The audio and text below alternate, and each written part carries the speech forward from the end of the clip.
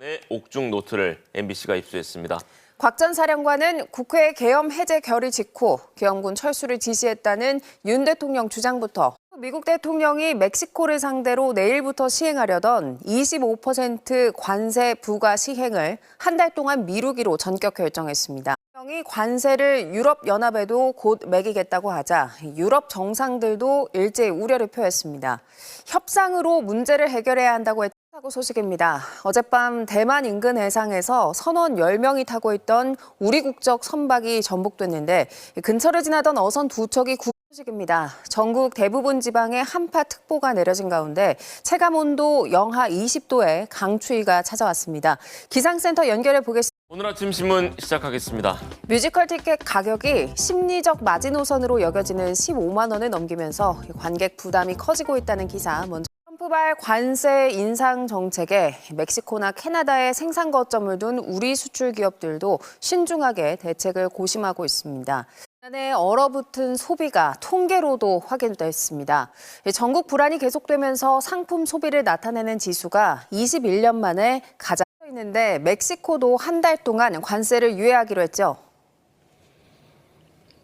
네, 맞습니다.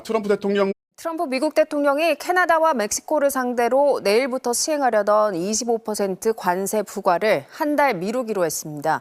워싱턴 연결 후 트럼프 대통령이 중국에 대한 입장도 밝혔죠. 그렇습니다. 미국 대통령이 관세를 유럽연합에도 곧 매기겠다고 하자 유럽 정상들도 일제히 우려를 표했습니다. 협상으로 문제를 해결해야 한다고 뉴스 들어보겠습니다. 러시아 모스크바의 한 고급 아파트에서 폭발 사고가 일어나 친러시아 무장 조직 지도자가 사망했습니다. 정세기 아나운서 전해드렸습니다. 지난해 찢어지거나 오염돼서 사용할 수 없는 것으로 판정된 화폐가 3조 4천억 원에 달한다는데요. 한국은행은 한 공무원 시험 강의 업체가 합격률 80% 혹은 수강생수 1위와 같은 문구를 내걸어서 광고를 했는데요.